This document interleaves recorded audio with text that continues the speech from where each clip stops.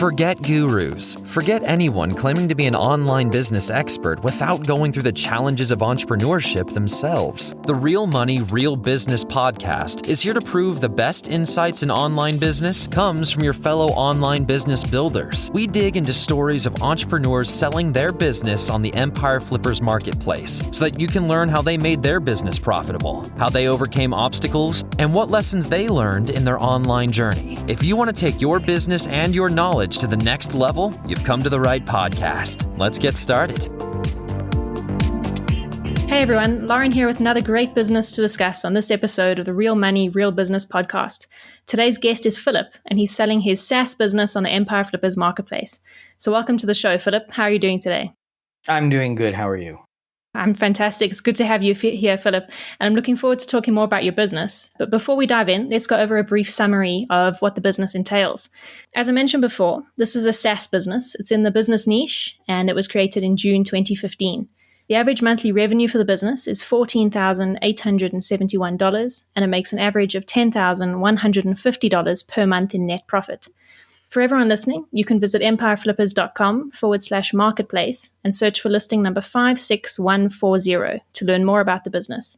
Or you can unlock this listing to start your due diligence if you're interested in purchasing this asset. So now that I've given a general overview, let's have a look and see what assets are included in the sale. We have a domain and all site contents and files, one additional domain and all site contents and files, an email list with 10,415 subscribers stored in MailChimp, Facebook, Twitter, Instagram, LinkedIn, and YouTube social media accounts, source code, a Shopify plugin, customer database with 18,000 accounts, employee contracts, and various supporting apps. So now we've given an overview of the business, let's hear from the seller. Philip, can you tell us a bit more about your background in building and running online businesses? Sure. I've been doing this a very long time, 20 years or so. I've been starting up businesses. And for the past 15 years, probably doing things like SaaS or subscription service businesses. So this one is number 6 or 7 in the list of that, I think. Wow. So you've definitely got a lot of experience under your belt. Yes, I'm old. So how did you come up with the idea to start this business in particular? Well, I had a friend who was an Amazon seller, and they said, we really need this kind of software, but they were a small seller, and it was the existing options out there were quite expensive at the time. We're talking 6 or 7 years ago, were really expensive, their monthly cost to use this service. So I said, you know what? It can't be that hard. So I'm going to try and make one of these. Of course, I was wrong, and it was hard, but I did make it. And my friend got to use it for free, and everyone else got to use it for a kind of game-changingly low amount of money. Yeah, finding a business that can address a known problem is always great. And how does your business primarily make money?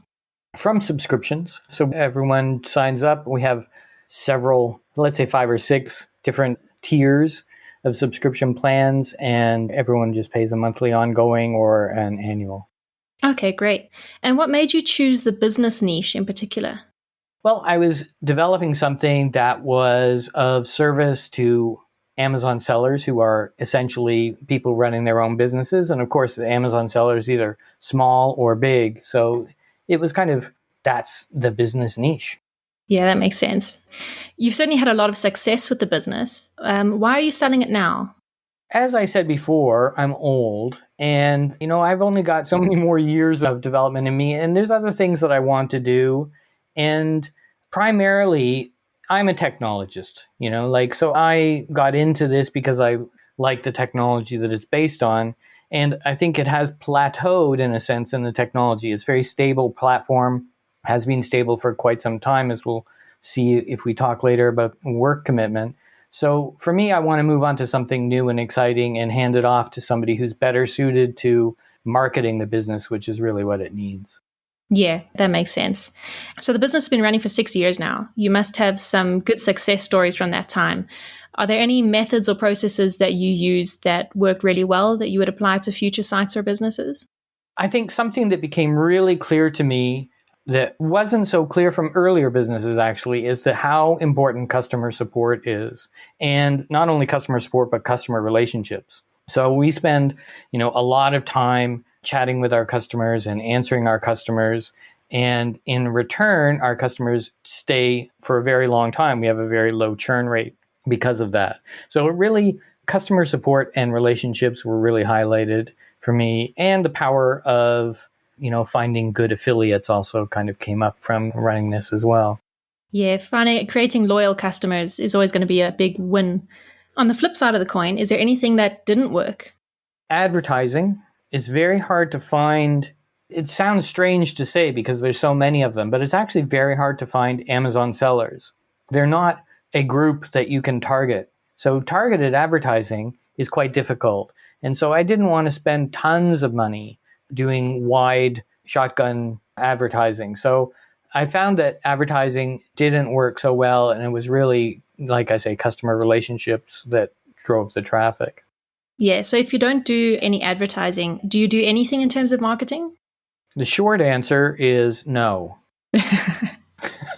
Yeah, the longer answer is, of course, I think your very existence is a kind of marketing. So, we make sure that the website can be found if people are looking for what we do, and try to pop up in Facebook groups and on Reddit and things like that and say, we're over here doing this and we can help you out without trying to be too spammy.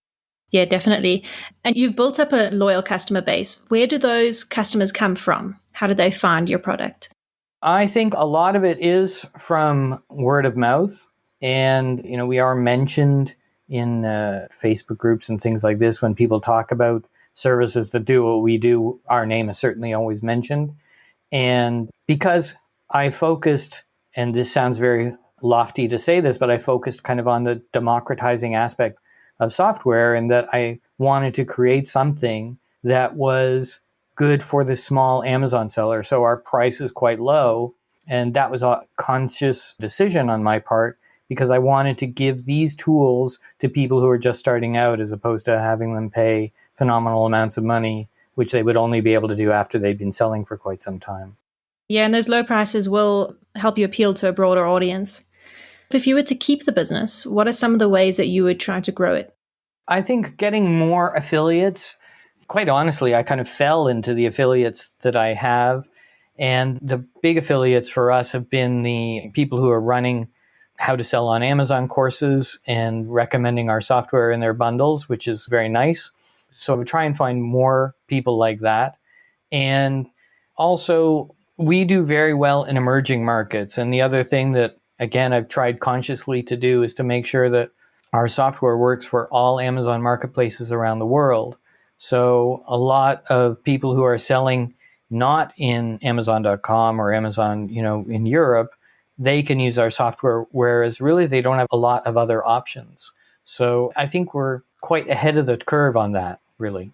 Yeah, it certainly sounds like it.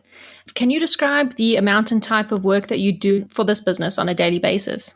I personally do not do a lot of work on it. I have a virtual assistant who's a real human being, so not really virtual. She does a lot of the support, answering the questions and doing stuff in the Facebook chat and all the rest of that stuff. So she works a regular day. But for me, I'm just doing occasional maintenance. And if there's any issues with the financials and things like that, like maybe somebody wants a refund, I will do that kind of thing. So weekly, we're talking maybe 5 hours a week, really. Okay, great. So it's a fairly hands-off, well-automated business. Yeah. Yeah. So you mentioned that you have years of experience under your belt in online business and in the SaaS world specifically, but what sort of skills or requirements would you say someone who's not familiar with this business model would need? I think it would be naive to say that you could run a SaaS service without either being a software person or having access to a software person. It's like you can drive a car, but at some point you're going to need a mechanic. So you have to have that. You have to have some kind of access to a technical person. Other than that, I think that the skills that people need are actually the skills that I'm not so good at, which is one of the reasons I'm moving on, is that you really need some kind of ability to market and interface with a wider marketplace. Yeah, I think that car and mechanic metaphor is a great one. What would you say are the biggest risks with this business that buyers should be aware of? It's a funny one, actually, and that is we are a tool, like I say, that Amazon sellers use to kind of increase their sales and all the rest of it. But because of that, people are kind of reluctant to talk about it. because they don't want to give their competitors, they want to tell their competitors how they're doing what they're doing. So we come at a different part of the chain, perhaps, than some other Amazon support tools. And so one of the biggest risks is that it's hard to find customers who will talk about how much they like your software. That's why we've kind of struggled sometimes to get online reviews. Affiliates are easier, but reviews are a bit difficult. Yeah, so your business is everyone's best kept secret. Kind of. And there's, of course, one other big risk that is kind of the elephant in the room that people don't talk about, and that is you are building a business that is tightly coupled to another business, Amazon. And if Amazon turns around and says, you need to do X, Y, Z, you're going to have to do it. But that's a business. Anytime you are in this kind of relationship with a larger partner, that's a risk. Shouldn't be understated, I don't think. Yeah, absolutely. So you've obviously got a lot of experience and a lot of knowledge in this particular business. What sort of support are you offering buyers who are interested in purchasing the asset? I'm a pretty flexible person. So, of course, for the first month or two, there's no problem to do email and Skype support. And going on after that, that's something that could be negotiated. But certainly in the purchase, 30 to 60 days of email and Skype support is there. Fantastic. And would you be willing to commit to a non-compete agreement? Yeah, sure. Non-compete. Yeah. I'm not interested in running another Amazon business at the moment. Yeah. As you mentioned, you're moving on for a reason. And are you open to negotiating something like an earn-out? Sure. Yeah. An earn-out. It's negotiating is the key word there. It depends on the conditions, but it's something I'm certainly open to. Okay. When people think of building an online business, most people immediately think of e-commerce or Amazon FBA. Why do you think the SaaS business model is great for those who are interested in starting an online business? Because the SaaS business model is built on one thing that I think trumps a regular e-commerce solution, and that is recurring revenue. I mean, when you have somebody who signs up with you and they invest their time in setting up their account on your platform, they're going to stick around. And so it is kind of an ATM that once you get somebody signed up, the money will come out as long as you service those customers well. And I think that's why SaaS is so appealing and why I've been doing SaaSes for so long is because of that residual income. Yeah, it's not a once-off purchase. It's an ongoing relationship.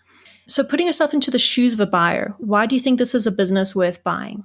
I think there is a lot of potential. Like I say, we are available in emerging markets, which I don't think there's a lot of other tools out there. So if somebody can tap into those markets, which we're doing well, but I think it can always be done better, then there's a huge amount of potential customers there. And the other thing about Amazon businesses in general that target Amazon sellers is that there's always new buyers coming along. There's always people who want to try their hand at selling on Amazon. So there's a lot of growth or certainly ongoing opportunity there. Yeah, that's a very appealing thing in a business, is that untapped market that you can access. Is there anything else that you'd like to share that I might have missed? No, I think you're doing a great job. Well, thank you very much, Philip. It's been great having you on the show. My pleasure. All right, everyone. Thanks for listening. To learn more and see if this listing has already been sold, head over to empireflippers.com/marketplace and search for listing number 56140. If you're watching this on YouTube, click in the link in the description below to go straight to the listing. Once you've unlocked this listing, you'll be given everything you need to know about this business. So until next time, enjoy your digital journey.